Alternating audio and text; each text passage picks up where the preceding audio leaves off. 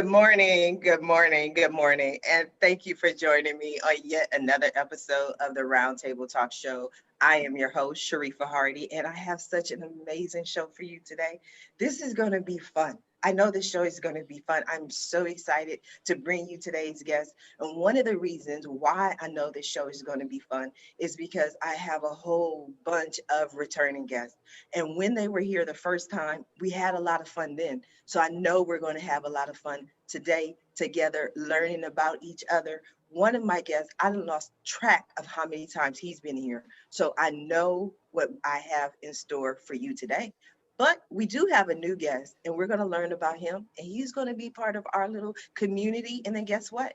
You're going to look a month from now, 2 months from now, or maybe into 2021, and you may see him again. You never know what to expect on the Roundtable Talk Show. And that, I think, is the beauty of the Roundtable Talk Show. Now, before I go ahead and introduce our first guest, I'm going to ask you to do what I always ask you to do, and that is to go out and be an evangelist for the show. Please share this show, share this information, because our guests are giving of their time, their energy to be here with you today. So share this information. I know there's a friend, a neighbor, a parent, a sibling, somebody, a roommate, a spouse, a coworker. You know, everybody needs friends during COVID. We're sitting at home alone. Contact them, reach out, let them know the Roundtable Talk Show is live. So while you're doing that, I'm going to go ahead and introduce our first guest, Mr. Jim Estill. You've seen him before. I think we've gone through this process of hair growth with him because I'm loving his hair today. But he is the CEO of Danby Appliances and Shipper Bee. Good morning, Jim. How are you? Excellent, Sharifa. Thanks for having me on again. Can I tell you something, Jim? Of course. I just want you to know that I love how the universe works. I'm gonna explain that because I know you're like, Sharifa, what are you talking about? But you're in Canada, and we've talked before about on some of the shows, I might have to move to Canada, and it just so happens that you're on the November 4th show. So I don't know if I'm moving to Canada yet. We'll figure that out, but I'm just glad you're here today. Well, thanks for having me, and you'd be welcome in Canada. I would be hiding from all the other Americans. Jim, what brings you back to the Roundtable Talk Show? Mostly because I like talking with you, and because you're funny, and you're the best talk show host. I'm telling you, you are. Seriously, I'm not trying to just say that because I'm a busy guy. Mm-hmm. But it's always fun. You are. One of the things that I really enjoyed learning about you is because on one of the first shows, you were just talking and you were this cool guy. We kind of, were chatting, and you started talking about Danby Appliances. And I think it was one of the other guests who was just like, yeah, I have one of the Danby Appliances in my house. And then all of a sudden I'm like, okay, wait a minute. Like, this is like a real huge kind of company. And Jim is this cool guy who sits down in the cafeteria with his employees. I've been so impressed by you.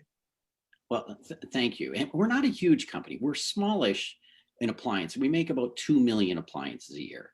Mm-hmm. That's smallish, Jim. Mm-hmm. And I'm also not sitting in the lunchroom anymore because we have this little COVID thing happening. And it's very hard on leaders because it's not normal leadership style. I like to go out and talk to my people. I like to go shake people's hands. I deliberately walk through the warehouse, walk through the factories, but now, no, we can't do that because of it's because of safety, and it makes it very, very difficult. It has to change your whole leadership style. Mm-hmm. What are some of the things that you've done to change your leadership style and adjust for someone who enjoys that? Well, the main thing I've done is you try to over communicate. So I start, saying, here's what I think is going on. And I communicate more by email, not as good. And I am basically back-to-back video. So I'm video all day. I do worry about culture, and because much of the culture is done better in person than by video. And it's easier to touch people lower in the organization when you're CEO in informal situations, at the coffee machine, and the lunchroom, and walking down an aisle, than it is to, like, I think I would scare people if I were to video, someone who works on the line or someone who works in, accounts payable or whatever. So that's challenging, but it's over communicate. And the other thing you have to do in leadership is you always have to work with leverage. So it's not just me, it's my managers, my leaders that have to spread and do their job, which is keep in touch with their people. Mm-hmm. But what's interesting is that you have analyzed this whole interaction between you and employees in ways not to intimidate them. So do you feel that you can be, or they might be intimidated by you because of your presence or because of those 3 letters being the CEO? Yes. I mean, basically you get the intimidation factor just because you've got the letters and whatnot. It's really tough to tell people, look, I'm just a normal guy. So like, just treat me like a normal guy. It's easier when the situation is not like that. I mean, I used to go down and work in shipping at the end of the day because I'd be tired of sitting at the desk all day. And then someone would say, oh, where do you, I said, I work upstairs. So I don't say who I am. I just work shoulder to shoulder. And then I learn things. I said, well, why are we throwing out this? Or how come this is happening? And you see, and oh, gee, this is tougher for people than I thought because we don't have this tool or that tool. So it's the best way to learn is to delve into it. Now, the other trick I'm doing is prior to the pandemic, I did walking meetings. Now I'm doing walking meetings outside. I'm in Canada. It's going to be cold, but that's okay. We can dress up. And that I think is the safest way to meet. So I meet with my managers. We go for a 30-minute walk, and it's healthier to be outside anyway. So it's all good. I want to go back to something you said about the whole, I'm just a regular guy. There has to be a balance though, wouldn't you say? Because at some point you still have to be the CEO. You still have the final word, the final say. So there, you can't just, it's like, I think in a way like parenting. You know what I mean? It's like you want to relate to your kids. You want to have that friendship, but you also understand that you are the parent. There is some of that. I think, though, in general, CEOs actually get it wrong and think they know a lot more. Most CEOs don't know a lot more. They only maybe know a little more if they know any more. As a matter of fact, the larger the company, the more the CEO's job is to coach on culture and let everyone else make decisions, and the less that a CEO knows. So I do not know how to make a freezer. We make tens of thousands, hundreds of thousands of freezers, but I don't know how to make one. I know some theory, but theory doesn't make it. I have good people that have to do it. It's the only way to gain. It's all, I call it leverage. It's all about getting things done through other people. Okay, but when you come back, Jim, I want you to tell me how to make a freezer, because I want you to know every aspect of everything. I want you to tell me how to make every appliance in the store. I want it mapped out, blueprint, all of that. For real. Absolutely no problem. I will see you in 5 decades. You call me in 50 years and I'll know it. Okay, Jim, I'm gonna come back to you, but I want to introduce our next guest. I'm going to ask his opinion. He knows a lot about CEOs. He might beg to differ. He might agree with you, Jim. I never know what's going to happen on the Roundtable Talk Show. Mr. Richard Kay, who is a serial entrepreneur all his life of CEO space. Good morning, Richard. How are you? I'm so glad you called on me next because, Jim, Napoleon Hill, in the book Think and Grow Rich, tells a wonderful story about a young man who decided to sue Henry Ford because Henry Ford could not possibly know everything. And during the trial, this young attorney is pestering and pestering and pestering. And Henry Ford says, young man, you're right. I don't know the answers. But you see, I have this series of buttons on my desk. And when I need some information, I know which button to push. And within 5 minutes, I've got someone up in my office who has the answer to those questions. So you're right. You don't have to know it all. You just got to know where the solution is. So it's great. That's true. Very true. And now I've got Google. Yes. Right. Yeah. Faster than waiting for someone to come up from the manufacturing floor. Well, Sharifa, thanks for the invitation to come back again. It's always a joy to play with you. And as I said before we went live, getting up your energy is such a wonderful way to start a day. Thank you.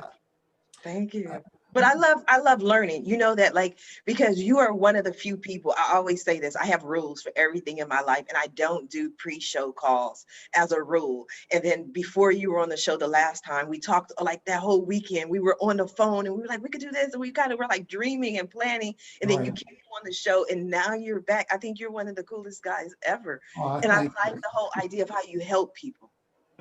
Well, that's what life is about. And you know, you mentioned CEO space. 32 years we've been doing only one thing, and that's contributing to the acceleration of the growth of virtually any kind of business. I was a chiropractor when I first heard about it, and as famous as I was in San Diego, and didn't want to go because I thought I was really cool, I was a legend in my own mind, and my practice doubled, which began my adventure with shutting my practice. Pre-show, we talked about I live in Taos, New Mexico. I already owned 80 acres here, shut my practice, came out here, retired for a year. I said, I can't retire. It's too many things to contribute to life. And we've been cited by Forbes and Inc. for the past decade as the #1 business growth conference. They said the conference you cannot afford to miss. And one of the myriad reasons is a culture of collaboration and cooperation. Helping people have raised over $3 billion using us as a resource. Anywhere from solopreneurs, it was just me in an office, to 3M International. When they came, you could watch their bottom line just accelerate. And then the woman who was part of our organization retired, and then the good old boys took over, and it went back to flatline. So we help entrepreneurs grow. It's a wonderful playground. And, you know, Jim, we're talking about you can't do meetings anymore. We're international. In March, we were getting phone calls from Italy and France saying, we can't come. So now we do them virtual, just like this, with hundreds of people online, each contributing to the growth, the acceleration of growth of virtually any kind of business. And that's the conversation we had, Sharif, and that's what started this whole exercise.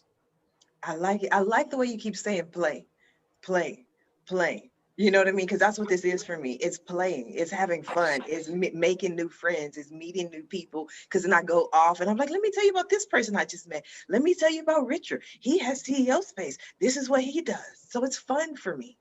I have an adage in life that if it's not fun, don't do it.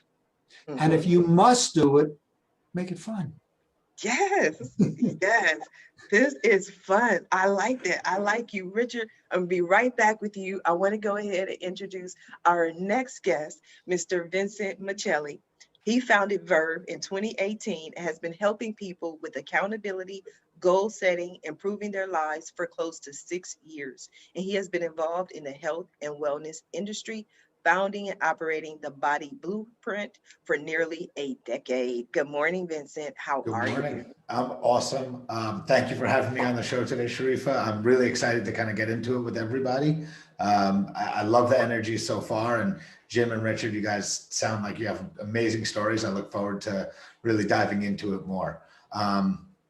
Yeah, I mean, you know, it's been an exciting few years for me. And Jim, listening to what you just opened up with on how you had this operating business with a certain type of culture you led with, and then all of a sudden had to kind of tweak and turn around what was going on. I had the exact opposite, right? I built a lot of Verb's company culture during the pandemic. So it was really the opposite end of your spectrum. It was a very small company early on in 2018 and 19, and we really hit our stride in around April.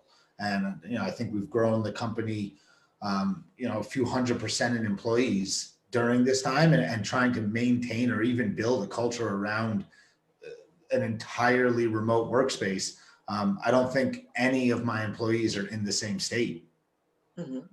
So I've been in the health and wellness space for close to a decade, as you said. I've lost over 100 pounds on my own, and similarly to the Henry Ford button, I actually taught myself using Google, right? Like I just I was like 250 pounds, and I smoked and drank, and I had a really aggressive lifestyle. And I sat in front of the computer and I was like, all right, well, no one's really going to do this for me. I have to figure this out on my own.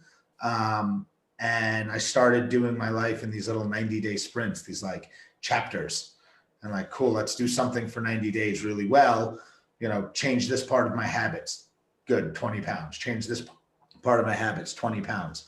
And that's really what set me down this path in which Verb became, which is a text message accountability platform focusing on these small habits that we typically ignore.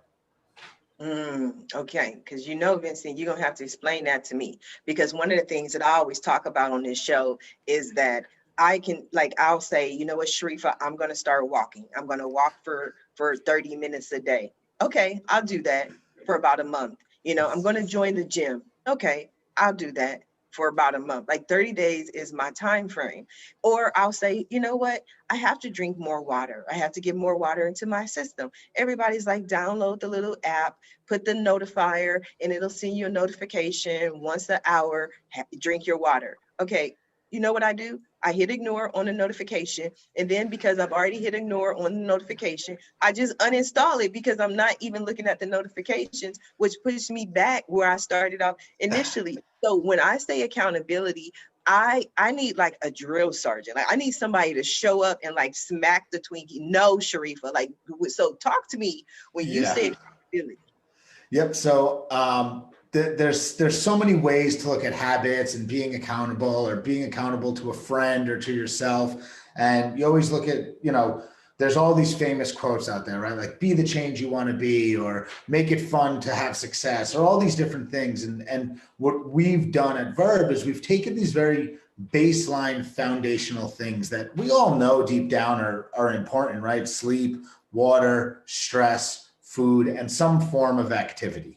Right. And we're like, okay, those are our base level foundations. Okay, wait, hold on. Okay, I didn't mean to cut you off, but it's all right. That's what I do. Let's go over those 5 again, because I really want to see out of the 5, because how many I actually do. Okay, so sleep. I'm an expert sleeper. Like that. There you go. I do that well. All right. Water. No, I struggle. All right. Food. Healthy food is what I'm, because I like to eat. I like food. I'm not a salad kind of girl, but after a while, I don't want to eat a lot of fattening food. Healthy food is hard to get. So I have to get better. Food is meant to be fun. And there's so many ways for food to be fun and healthy at the same time. And that's all about experimentation. So that's something we could do like an hour on that alone. Stress. Oh, I don't do stress. Like, okay. I just divorce them. That's what I do. Like, that's how I handle my stress. And then some form of activity, right? Does shopping count? Yeah, depending on how big the mall is. But I mean, those are closed, right? So like clicking on Amazon definitely doesn't count, right? Okay, so, I need to work on that then. I need to work on that. But you're already a leg up. You have no idea how many people that we work with are sleeping 3 to 4 hours a night, which is like, to me, is ludicrous, right? It's like you can't even get some base level of your hormones in order just by sleeping 3 hours a night. It's really, really detrimental to our health. So we look at those 5 foundations, right? And if you pay attention to those 5 things, you don't have to be extreme in any of them, but over time, you're just going to feel better, which in turn will make you healthier, which in turn will make you eat better or do more activity, right? It's like these little tiny 1% or 0.5% increments in the right direction are what stack up. And as you said, I don't really believe in app notifications. We all have done it. We download apps and we just like turn off notifications, ignore them. We use text message. 9 out of 10 text messages get answered or opened, which means, with us, we have like a 70 or 80% answer rate where we're saying, hey, how much water have you drank today, Sharifa? And you're like, oh man, my water's really bad. And then you've got a coach there who's like, hey, grab another water right now before you do anything and send me a picture. Okay, I'm gonna sign up for that, because that's what I need. Because I need some accountability. Because when they send, and especially on my text, because I would look at my phone and I'd be like, okay, why is he asking me this question? I haven't drank water, and then I'm like, sure, send me the picture. Okay, I'm gonna come back to you, Vincent. I want to go ahead and introduce our next guest, my friend. He helped us the last time. I was so grateful. But one of the things that I really enjoy about him is just his simplicity. You know, I was trying to get all these deep answers on saving the world. And he was like, no, this is the answer. This is what you need to do. He's an author of quite a few books. One book is Eat, Chew, Live, which he says is part of the answer. Dr. John, good morning. Thank you for coming back. Good morning, Sharifa, for having me, and I thank our viewers. And what I wanted to tell you from the beginning is your eagerness to learn, you just said. And I was impressed what Jim said about freezers. You wanted to learn about that. And when Vincent said about sleep and water, you wanted to know more about it. And what I'm concerned about is Richard saying, make it fun, whatever you do. The question is, in my field, I want to teach people how to take care of themselves. For example, November is the National Diabetes Awareness Month. Do you know 1 in 4 adults over 65 in the United States is a diabetic? 1 in 11 adult is a diabetic. 11% of the population is diabetic. We are spending $1 billion a day. That's our cost for care of diabetes and related complications in the United States.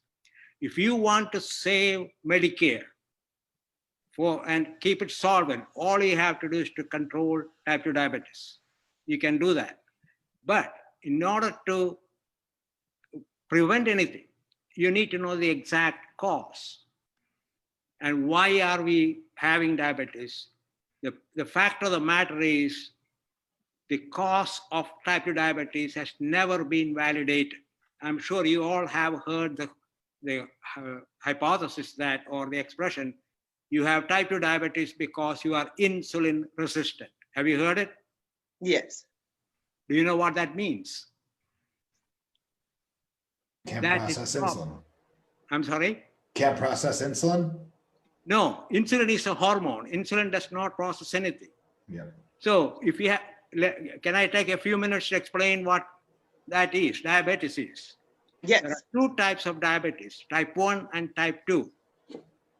Insulin is absent in type 1. Insulin is a hormone released from our pancreas in response to elevation of blood glucose level. After each meal, the blood glucose level goes up. That is the signal for the pancreas to release insulin. And now the question is, what does insulin do? It's a hormone. Think about it. You are in a house or an apartment. When the doorbell rings, you know somebody is outside. That does not mean automatic entry until you open the door. Every cell in the body, by the way, we have 32 trillion of them, each person. Every cell in the body can use glucose to produce energy. When glucose is outside the cell, glucose has no way of letting the cell know. There is no doorbell for glucose. That is the role of insulin. It is insulin that rings the doorbell. Insulin never gets into the cell. It informs the cell glucose is outside. But the cell has to send in a wagon, open up the door, load up glucose molecules, bring them in before it can produce energy. Now imagine type 1 diabetes in children. Insulin is not there. Glucose builds up in the blood. The cells are still starving because they don't know glucose is outside. These children used to die by age 10 until insulin was discovered and administered to them. Then their life became normal. But in type 2 diabetes, insulin is present. Still the blood glucose level goes up. So what is the problem? The experts said 3 types of cells in the body don't respond to insulin. Insulin is ringing the doorbell, but nobody is responding. The problem is that hypothesis has never been validated. In any science, before you take a hypothesis as a fact, you have to go through a 3-step validation process. One is it logical? Human body has 200 different types of cell. How come only 3 become resistant to insulin? Why? What's the reason? And there are 4 hormones intimately associated with minute by minute control of blood glucose. Why did these 3 select insulin to resist? Nobody knows. So the logic is not there. Then is there a mechanism? You have to show what's wrong. Is the doorbell not working? Is the signal not being transmitted? Is there a gene in charge not mutated? Or is the wagon not functional? And is it the same defect in each of these 3 sites? Nobody knows. No, like Jim wanted to know exactly what's happening in it, and Richard will teach, and Vincent will make sure everybody is doing their job. But you need to know exactly where the problem is before you can fix it. The third is measurement. Any type you have a problem, a solved hypothesis verified, independent people can verify it if there is a measurement. There is no test to measure the degree of insulin resistance in the body. So if you are having complications, is it because insulin resistance is getting worse? Without a test, how do we know? If you give somebody insulin, blood glucose level goes down. Does that mean your insulin resistance is lower? Without a test, how do we know? By the way, if you are resistant to an antibiotic, the doctor will not give you the same antibiotic.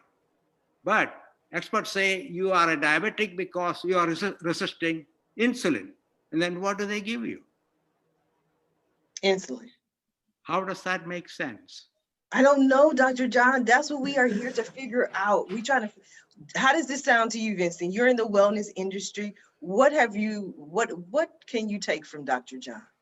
So he actually brought up something very interesting. I have, so they say Alzheimer's runs in your family, right? But I don't actually, I don't know if I necessarily agree with that, because the things that I've read over the past decade as I've researched it is that there's discussion that Alzheimer's might become type 3 diabetes, or that there's talk of it, right? There's no like actual science behind it, and it's our different things in the sugars that we eat are what's creating either this insulin resistance or the reaction to our body. And you look at people who have come into my gym and who are either type 1 diabetics or type 2, and either way, looking at this, like a vegetable or fruit-based whole food diet has helped in the management of that, in these massive spikes in either direction, right? And it's very interesting when I interact with either type 1 or type 2 people, because of how they have to navigate every single thing that they do and eat. Like Sharifa, we were talking about food being fun before. I love a good slice of pizza like anybody, or a cake, or I love sweets, and we get to ingest those without any thought, right? Outside of, vanity or what we might feel after. But a diabetic, type 1 or type 2, they have to think about every single thing they eat and how it's prepared, and what levels of sugar are being used in those. So it definitely adds an uncommon way to have to view every single thing that you do. And that, as Dr. John was just explaining, there still seems to be so much unknown about the 3 ways that you prove scientific fact. Mm-hmm. Can I make a comment on what Vincent just said? Absolutely. Of course. You made a statement that the amount of sugar in what you eat, you have to be careful about. Yeah. The problem here is the word blood sugar and regular sugar. Yes. It's an association of word, but both are completely different molecules. Blood sugar is blood glucose. Regular sugar is sucrose, which is half glucose and half fructose. If eating sugar, table sugar, is responsible for diabetes, all you have to do is stop eating table sugar or anything containing sugar, and diabetes should get better. It will not happen. There are people who have not touched table sugar for 20 years, diabetics. They are still diabetics. Why? The main source of blood glucose is not natural sugar. it is grains. Each kernel of grain contains thousands of molecules of complex carbohydrate. One molecule of complex carbohydrate can have up to 200,000 molecules of glucose. 200,000. So when you eat bread, rice, pizza, pasta, they are all absorbed into the body as pure molecules of glucose.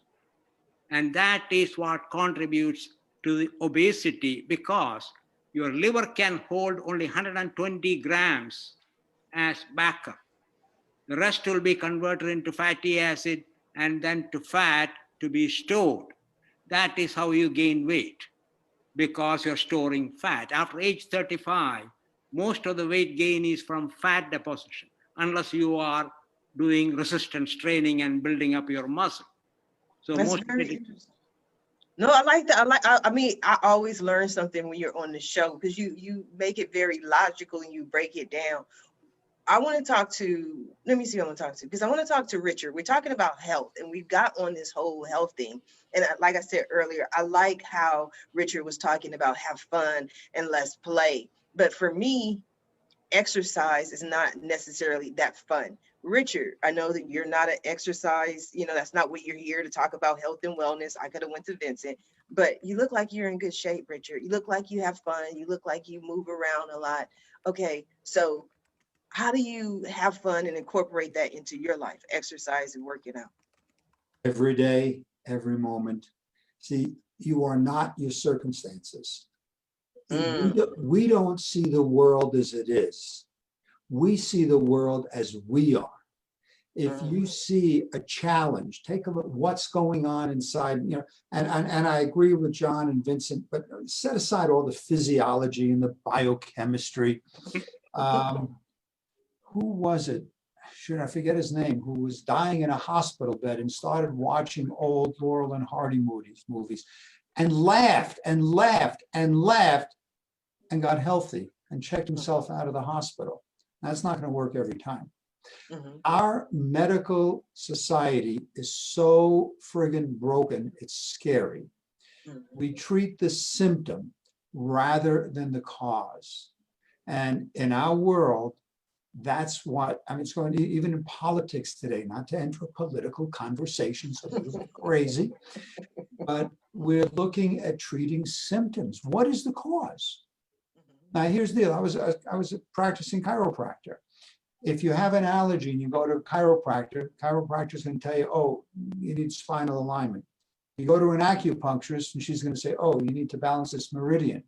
You go to a medical doctor, you need this drug. Oh, by the way, headaches are not caused by a lack of aspirin in the body.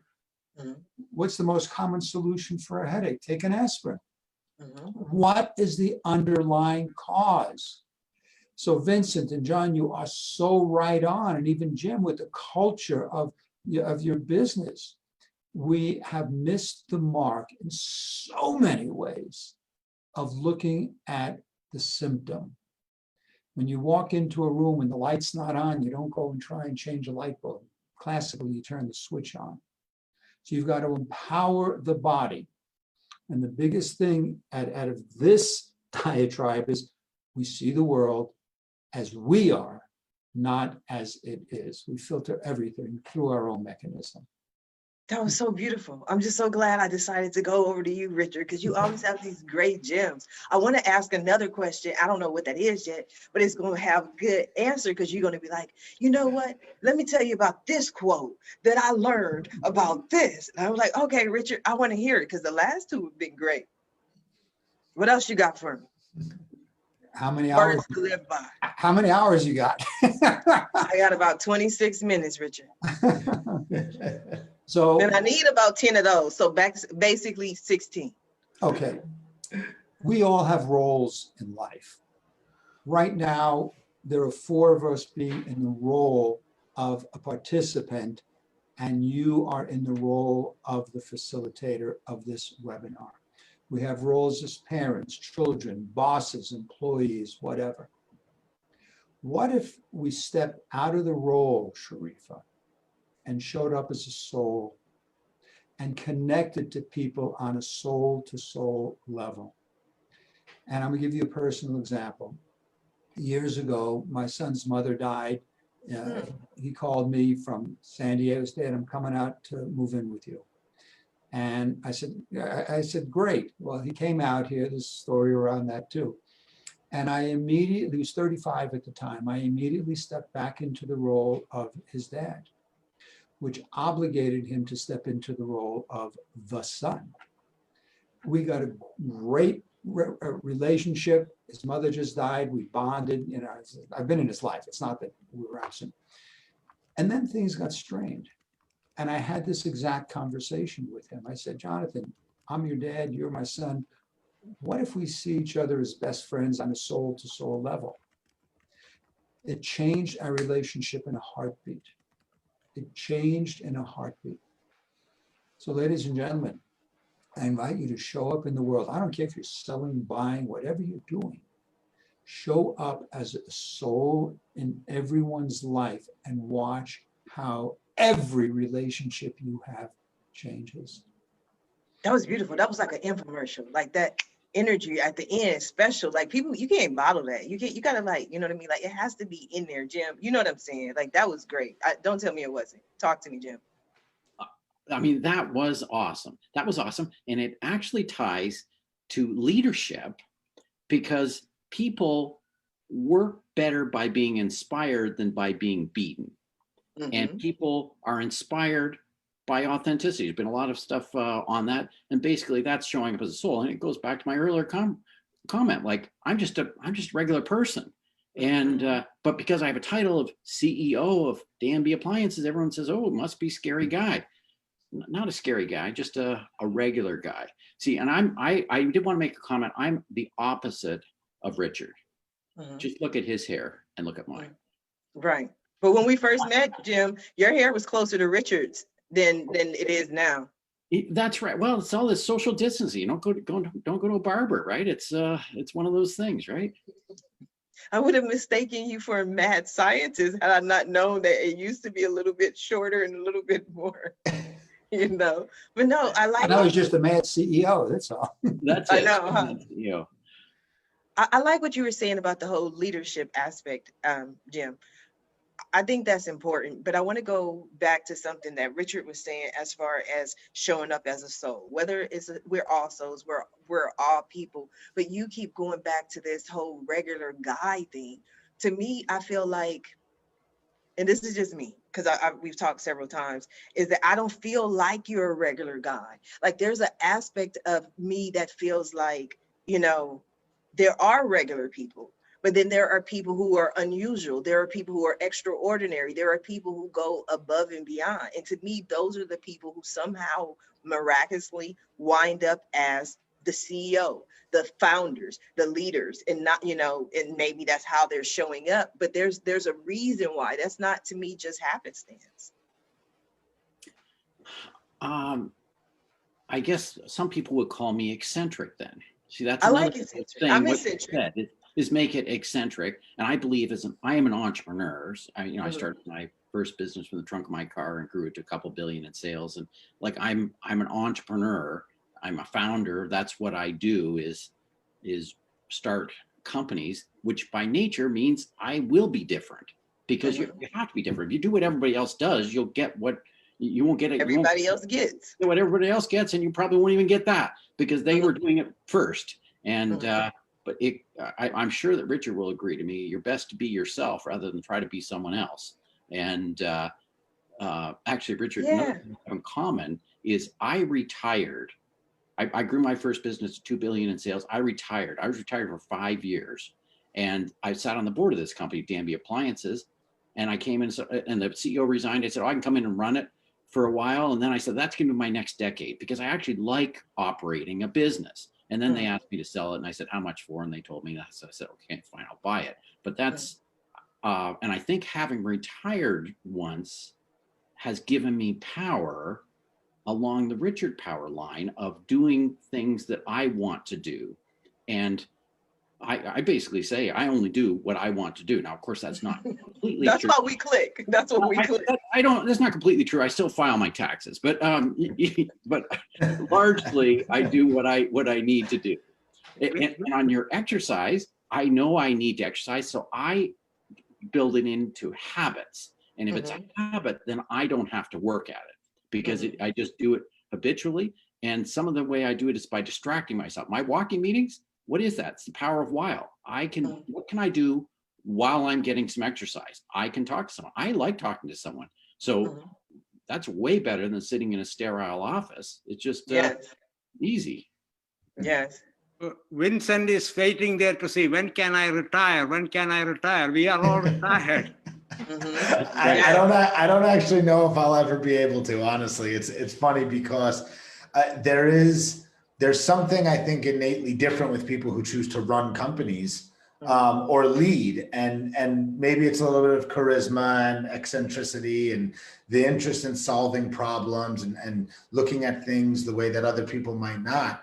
I find that, my employees really only call me when they can't actually solve whatever it is they're doing. Otherwise, they don't really, they're kind of doing their own thing. And John, it's, I look sometimes and I'm like, man, I want to retire. I want to, build my companies and sell them and, be able to sell off into the sunset. And then I think to myself, I would never be happy. I would need to do something. I would want to be involved in a project or be able to affect change or be able to share a story. And I think that, Sharifa, is what makes people who lead companies different, is this constant evolution of themselves and their own thought and their own interest in learning, right? And Richard said it perfectly. You always want to learn. Everyone's made a comment and you've asked this follow-on question that was thoughtful and deep. And that's what I think separates people, is this constant interest to push themselves further. Yes, and I think regular people, and not to put people on levels, but that's what they don't do. One of the things that you mentioned, Vincent, is like your employees, and they're, able to do so many things without having to bring them to you. But I also think that is something that does not happen by happenstance. I think as the leader, because, in speaking about leadership, you have empowered them to do it. You may not have made a list or specifically verbalized it, but I guarantee you, is there something in your onboarding process that makes it possible for them to be able to go out and do that? Because if it wasn't there, Jim talked about it again earlier, in the culture, I don't believe it would just happen. Yeah, I agree. And it's always, Jim, I don't know how you either run your organization or the other gentleman on the phone, but I always prefer a wrong decision than nothing. Yes, ask for forgiveness. Man. Yes. And one of my favorite expressions is fail often, fail fast, fail cheap. That's it. And having a failure does not make you a failure. And I actually tell people we want a culture of failure. So that means I want to try things, because if we don't try things, we won't find out that we were geniuses. And so all the times that I'm considered to be a genius, it's because I tried a lot of things. I invested in 150 startup companies. One of them was BlackBerry. Everyone says I'm a genius. I was on the BlackBerry board before they were public. I was on BlackBerry board for the first 13 years. And everyone thinks I'm a genius. Well, I invested in 150 companies. Why have you not heard of the other 149? Because 100 of them are out of business. Right. Well, look, we can make 151. Let's invest in Ask Sharifa. Let's go say, look, he was a genius twice. Go, Jim. What do you think, Richard? We got some CEOs and stuff that we need to grow, businesses. Well, the conversation for me boils down to one common, and it's constant and never-ending improvement. Decades ago, my uncle said to my parents, don't send him to college, let him go work in the post office, because that's what he did. And, retro looking back, I would have pulled my hair out, whatever. Figuratively speaking. And everyone you have on, Sharifa, we're entrepreneurs. We can't sit still. Whether it's retiring, and Vincent, it's not a matter of retiring and playing golf or swimming. It's a matter of retiring, which is a major shift in consciousness and opening up to what's next. And that's what I hear from Jim also. It's not, he retired, he did wonderful things. Not sure about BlackBerry, it's another story. But then. But you've heard of BlackBerry though, you heard of BlackBerry, Richard. Absolutely. Well, when it started with 200 people, I left when there was 18,000 in 2010. And then look what happened to it. So Moderate success. yeah. Yeah, so it's what's next. And if we look, there's some people who look at the future and we get drawn to the future. And there's some people who look at the past and build on the past. And they're both ways. It's like being wired left or right-handed. So a little bit that I know about our guest here, Jim, is you saw something else that pulled you toward, and that's why I live my life. So I recognize that. And it sounds the same as John and Vincent. That's a whole other conversation. So Vincent, there may come a time when you say, okay, I've done this, I've made my contribution here. What's next? And it's just, I know my life is open to it. And in my experience, those people are open to it. That's why they come to CEO space. It's what's next? But I've learned that with successful people, and watching successful people, they are never satisfied. They always ask that question, what's next? What's next? The regular guys, to me, are the ones who go, I've arrived. I always talk about that. In my career, I went through levels. Like at first, I thought it was really cool to, we had this little cubicle, and then a little desk. And then one day you get the cubicle, and then one day you get the office. And then one day you get the corner office, and it's like, now you couldn't pay me to go to an office, whether it's the corner office, the whole floor, whatever, so I believe that our idea of retirement has changed. Like I've set up my life, even at 40 something, in such a way that I don't have to retire from it. I don't just get off or just stop. I'm finished doing this. It's like, it's created that way to kind of go on and on. Now, I want to add something to that. It's not the accomplishment that we find rewarding. I used to be a distance runner, used to teach at the marathon clinic in San Diego, and it was always the same. You cross the finish line, it's like, okay, now let's go get lunch. It's what has to happen in your life to get you to that place. Of course. That's what life is about. Yeah, it's the journey. It's the journey, exactly. The journey. It's the journey. So yeah. And Dr. John, you were going to say something? Well, what I'm saying is we are all what we call consciousness. Each one has its own unique consciousness, which is the electrical charge in the brain. The neurons are always looking for information, signals, and the neurons want to make a story out of it. Those who are satisfied with what has already happened, or those who are satisfied to send the responsibility to a higher being or a religious manifestation, they don't have to be inquisitive. Those who want to know by themselves, those who want to exercise their neurons, they are always looking for something to challenge themselves, to think. In an isolated environment like COVID, you have to keep physically active, but at the same time, you have to be mentally active. Otherwise, you have more problems. So we are all talking about entrepreneurship and people like that. All we have in common is our desire to keep our neurons working. We are getting so many signals. All we have to do is to decide which direction to go. Each of you have done different things. So have you, Sharifa. But you are interested in something new, something different, something challenging. That is what makes life interesting and satisfying, just like what Richard is doing, Jim is doing, Vincent is trying to do. He is not there yet, but you will get there. And Sharifa, you are still young. You have long ways to go. Well, thank you. That just felt like a blessing. I don't know. It just felt like a blessing. Was just handed out for everyone. But I received that. But I know I can hang out with you too long, Dr. John, because you make my brain just think. These statements, I'm more like Richard, like we're that show up in the world, show up as you, be the soul, as and Dr. John's like, it's the neurons in your brain that's I'm like, Dr. John, like I got it. It's like 8 o'clock in the morning, but I like it. I love to learn. Jim, what are your thoughts? Well, I had a question for Dr. John, and that is fasting good for diabetes? Between meals, we are fasting. So we are fasting every day. All you are asking is, can I extend the hours? By all means, you can. It doesn't matter. When you sleep, you are fasting. By the way, Vincent is concerned about lack of sleep. Why do we sleep? Do you know why? For recovery. You can just lie down. You don't have to sleep. Yeah, no, I live on like 11-minute naps. Right. What is the reason for napping? See, you can rest your body, your muscles can rest, you can recover all these things, but your neurons are completely, I'm back to neurons again, working all the time. And the only way they can do the repair work and testing is when they sleep. That's the only thing.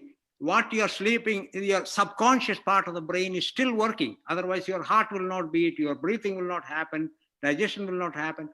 The conscious part of the brain is working with signals all the time, and they need rest for repair work, maintenance work. Then when you sleep, they do test out the lines. That is what comes out as dreams, because most of the inhibition are gone, and the testing can go to random signals, and the brain neurons have to make sense out of it. So they make up a story.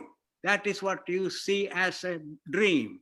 And you can be very promiscuous in your dream. Nobody's going to ask anything because all your inhibitory pathways or in the brain, every signal is one way with stop signs. All the stop signs are gone during the sleep. So signals can go anywhere. That's why you have weird or scary or beautiful dreams. Anyway, that is what sleep is all about. So we need rest, we need recuperation, but some people, if they're not exercising their brain, they may not need as many hours of sleep. Dr. John, you kind of surprised me though with the whole promiscuous thing in the middle, all this information. I was like, what are you saying? He just snuck it right in there. Yeah. He did, huh, Vincent? He just snuck it right in there. I write all my dreams down. Like, are you promiscuous in your dreams? Can I ask that?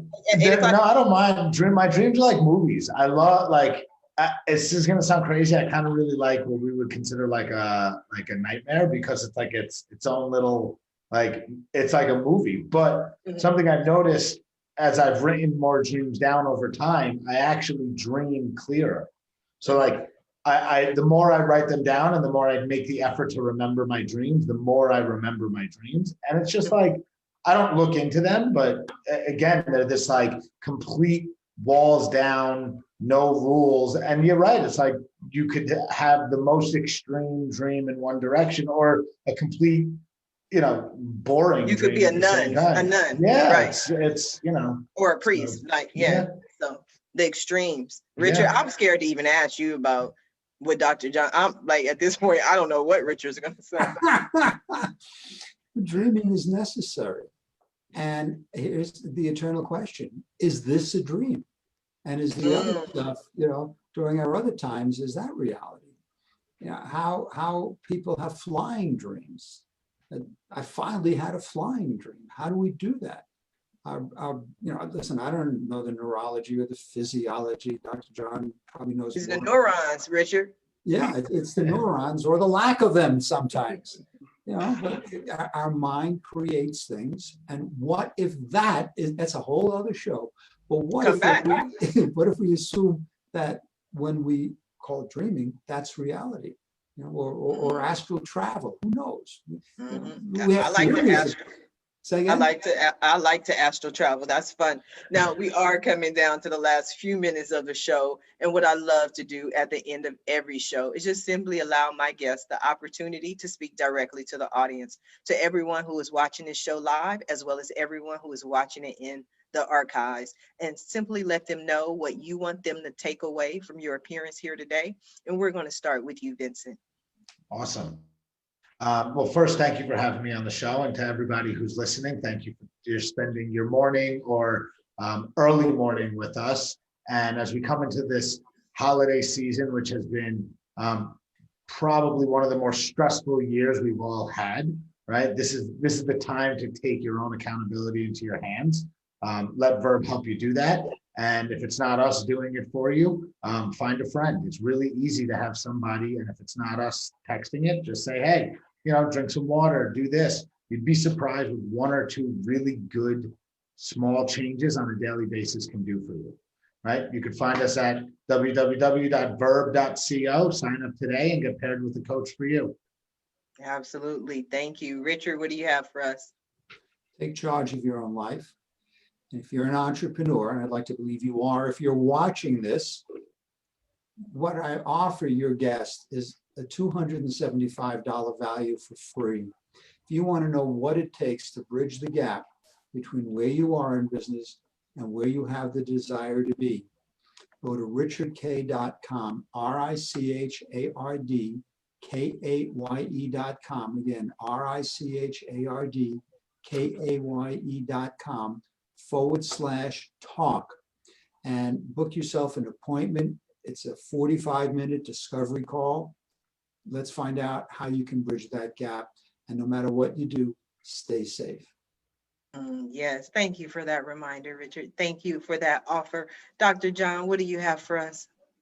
Well, I would like everybody to take charge, as we have been talking about, of their own health, not only health, their own body and their own mind. And there are things that you can do, but the most important thing is to ask. Not only ask Sharifa, ask your doctor, ask questions. Just like Richard said, we are treating symptoms. Go behind it and say, why am I having this? Ask questions. And I have answers on my website, primarily related to controlling body weight, getting nutrients, about cancer, about diabetes, drjohnonhealth.com. I'm not selling anything. I don't sell. That's not all I'm giving out is information to empower the person. Yes, well, thank you for that, Dr. John. I appreciate you. Jim, what do you have for us? Well, I love being on this panel because there is a focus on health, and I believe that health trumps wealth. And I'm a CEO, but health gives CEOs the ability to do what they do. I also like the comments on constant learning. I believe that is a trait of a good entrepreneur. And finally, I have to say, everybody has to go out and buy themselves a Danby bar fridge. Tell us, I didn't even know, what is a Danby bar fridge? Well, Danby, the little smallish refrigerators. We make refrigerators, freezers. Well, in these turbulent times, everyone needs a Danby wine cooler. And Right. There's actually even a shortage in freezers right now. And there's even a shortage of mid-sized fridges because everyone's hoarding food and food insecurity. So it's actually not bad times in the appliance business, although it's tough to manufacture, but that's another story. Another story for another show. That's right. Now people can have one in their room, a Danby bar freezer. I like that. I want to thank you all for being guests on today's episode of the Roundtable Talk Show. And I especially want to thank everyone who tuned in to watch this show live, as well as everyone who is watching in the archives. We definitely appreciate your support. It doesn't matter whether you caught it live, whether you're watching it 5 years from now. Please go ahead and share this show. Please support our guests. Pick up a copy of Dr. John's book, Eat, Chew, Live. Go have Vincent remind you to drink your water. Make sure you do it, because if not, he's going to text you and ask you again, I think, or you send him that picture of that water. I don't know what happens. I feel like I'm in trouble if I don't. Go ahead, check out CEO Space with Richard. He's amazing. And my dear friend, Jim, go ahead and pick up some of those appliances. Now, if you want more information on how I can help your business, maybe you want to pick up your tickets to my New Year, New You 2-day teleconference on December 29th and 30th, or maybe you want to be a guest on the Roundtable Talk Show. Please visit my website at asharifa.com. Until tomorrow morning, everyone have a safe and a blessed day. Bye now.